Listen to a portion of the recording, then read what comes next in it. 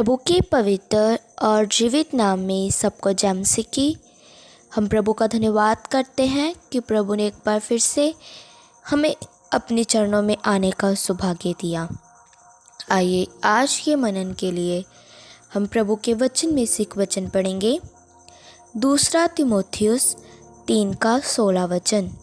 इस वचन में इस प्रकार लिखा है, संपूर्ण पवित्र शास्त्र परमेश्वर की प्रेरणा से रचा गया है और उपदेश और समझाने और सुधारने और धर्म की शिक्षा के लिए लाभदायक है। मेरे प्रियो, हम इस वचन में देखते हैं कि प्रभु का वचन हमें स्पष्ट रूप में बताता है कि ये परमेश्वर का पवित्र वचन, जिसे हम पवित्र शास्त्र भी कहते हैं, वह परमेश्वर की प्रेरणा से ही रचा गया है। मेरे प्रियो, इस पवित्र वचन में किसी मनुष्य का ज्ञान, बुद्धि नहीं पाई जाती।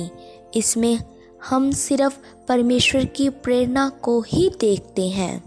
इसमें लिखा गया एक एक शब्द परमेश्वर के ओर से ही है। ये किसी मनुष्य की कहानी या मन घड़क बातें नहीं हैं। ये पवित्र वचन है जो स्वयं परमेश्वर के द्वारा ही लिखा गया है। मेरे प्रियो, हम इस वचन का इतिहास देखते हैं तो ये वचन लगभग 40 लोगों के द्वारा पवित्र आत्मा ने स्वयं लिखवाया था। मेरे प्रियो, वो लोग तो केवल एक वसीला थे। ये वचन हमें सिर्फ परमेश्वर की ओर से ही मिला है। यही वचन उपदेश, समझाने, सुधारने और धर्म की शिक्षा के लिए लाभदायक है। इस वचन में ही हम सच्चा उपदेश प्राप्त करते हैं। इस वचन में हमें हर एक उपदेश सीखने को मिलता है। ये वचन हमें समझाता भी है। ये वचन हमें हर प्रकार से समझ देता है, चाहे वह कोई काम हो, चाहे कोई बात हो। ये वचन हमें हर एक बात में, हर एक काम में समझाने की शक्ति रखता है। और ये वचन एक व्यक्ति को सुधारने के लिए भी लाभदायक है। ये वचन ही एक व्यक्ति के जीवन को बदल सकता है। इस वचन को सुनकर और इस वचन के द्वारा ही एक व्यक्ति अपने कामों से सुधर सकता है। और यही वचन हमें धर्म की हर एक प्रकार से शिक्षा देता है। इसीलिए मेरे प्रियो, ये वचन जो परमेश्वर की आवाज़ है, उसे सुनना हमारे लिए बहुत ही ज़रूरी है, क्योंकि इस वचन के द्वारा ही हम अपने जीवन में आत्मिक और शारीरिक रूप में बढ़ सकते हैं। अगर हमने आत्मा में दिन प्रतिदिन उन्नति करना है तो ये वचन केवल पढ़ना ही नहीं, इसके अनुसार हमने चलना भी है। इस वचन में लिखा गया हर एक बात मानकर हमने चलना है। हमने इस वचन के और परमेश्वर के आज्ञाकार बनना है। मेरे प्रियो, प्रभु का ये पवित्र वचन ही हमारे जीवन के हर एक पहलू में हमारी मदद और सहायता करता है। इसीलिए प्रभु का दास प्रेरित पौलुस तीमुथियुस को इस वचन की महत्ता बताते हुए ये सब बातें बोल रहा है, ताकि तीमुथियुस भी ये जान सके कि इस वचन की क्या महत्ता है। ये वचन किसी मनुष्य के द्वारा या किसी मनुष्य का ज्ञान नहीं है।